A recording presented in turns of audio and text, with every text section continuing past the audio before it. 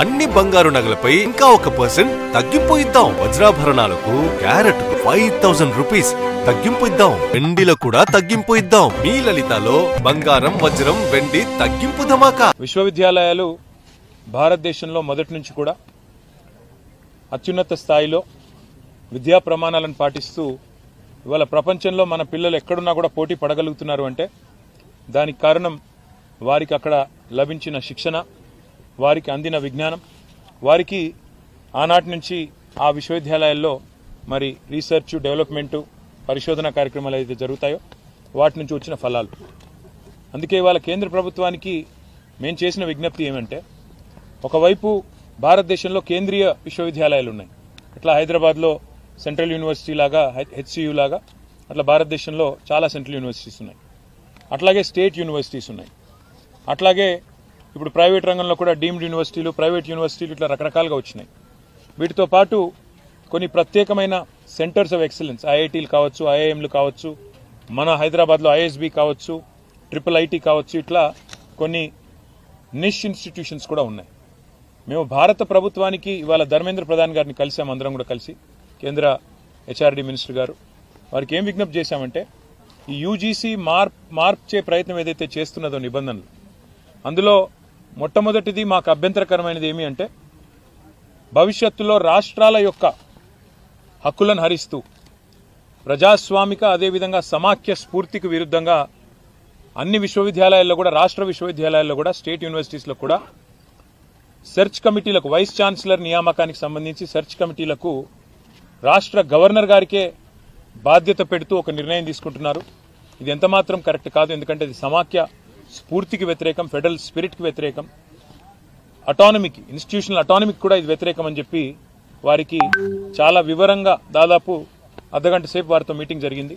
చాలా వివరంగా మేము వినోద్ కుమార్ గారు, సబితా గారి నేతృత్వంలో మా పార్టీ ఆఫీస్లో చాలామంది అకాడమిషియన్స్తో, చాలామంది విద్యార్థి సంఘాల నాయకులతో ఏదైతే సమావేశం జరిగిందో ఆ విషయాలన్నీ కూడా సావధానంగా వారికి వివరించి చెప్పాం.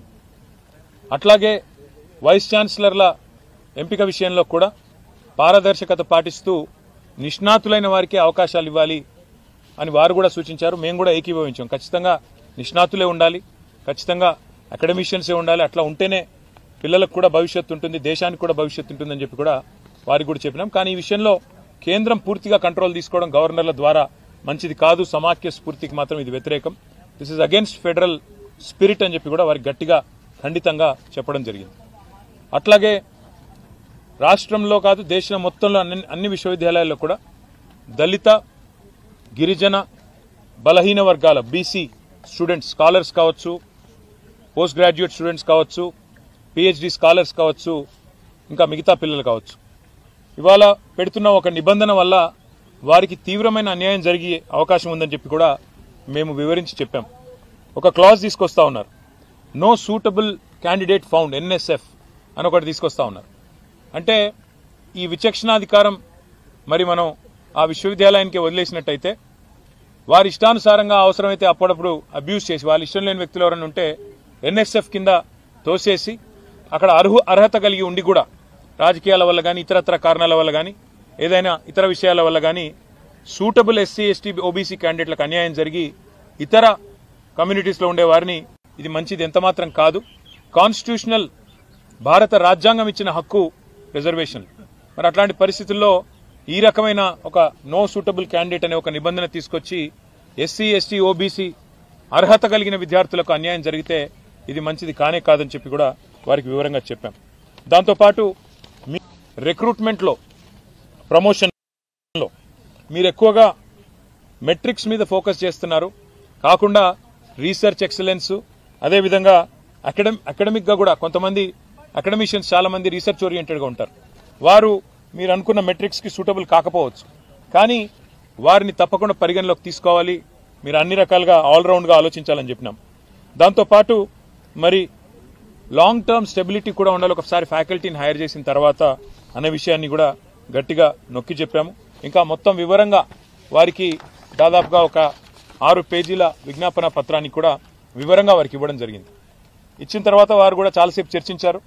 మీరు యూజీసీకి చెప్పారా మీ అభిప్రాయం అన్నారు. యూజీసీ కూడా చెప్పినాము, ఆన్లైన్ అప్లోడ్ కూడా చేశామని చెప్పాము. కానీ గౌరవ మంత్రి గారికి మీరు దయచేసి ఈ విషయంలో సావధానంగా ఆలోచించి రాష్ట్రాల హక్కులు హరించకుండా, రాష్ట్రాల అటానమీ హరించకుండా సమాఖ్య స్ఫూర్తికి విరుద్ధంగా నిర్ణయాలు తీసుకోవద్దని చెప్పి వారికి విజ్ఞప్తి చేశాం. ఆ తర్వాత పెద్దలు నితిన్ గడ్కరీ గారిని కూడా కోరుట్ల ఎమ్మెల్యే గారు, ముఖ్యంగా కోరుట్ల ఎమ్మెల్యే గారి విజ్ఞప్తి ఇది.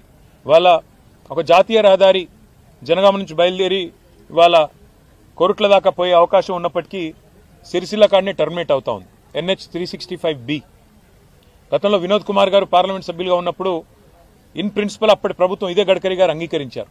మరి ఇప్పుడు సిరిసిల్ల నుంచి కోరుట్ల దాకా పొడిగించినట్టయితే మార్గమధ్యంలో వేములవాడ ఉంది, జగిత్యాలలో కొండగట్ట ఆలయం ఉంది, పక్కనే ధరంపూర్లో లక్ష్మీనరసింహస్వామి ఆలయం ఉంది. ఇటు టెంపుల్ టూరిజంని కూడా ప్రమోట్ చేసినట్టు అవుతుంది. అదే మాదిరిగా కనెక్టివిటీ కూడా పెరుగుతుంది. కాబట్టి NH 365Bని మధ్యమానేరు జలాశయం మీదుగా రాజరాజేశ్వర సాగర్ ఏదైతే ఉందో దాని మీదుగా ధవళేశ్వరంలో ఎట్లయితే రోడ్ కమ్ రైల్ బ్రిడ్జ్ కట్టినారో అట్లాగే మిడ్ మానేరు మీదుగా కూడా ఒక రైల్ కమ్ రోడ్ బ్రిడ్జ్ కట్టి వేములవాడ మీదుగా కోరుట్ల దాకా తీసుకుపోయి అక్కడ NH 63 వస్తుంది, దానికి కలపండి అని చెప్పి కూడా గడ్కరీ గారిని కోరాము. పరిశీలిస్తానని వారు కూడా చెప్పారు.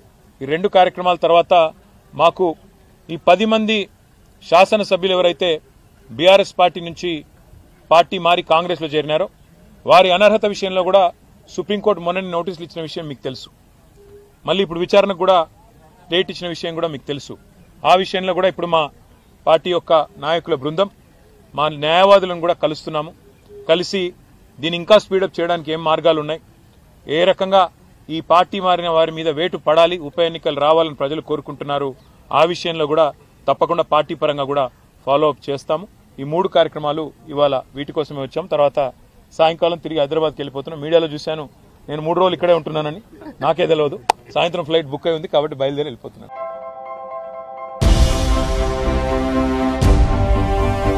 ఏంటి అలాగే నిలిచిపోయావు?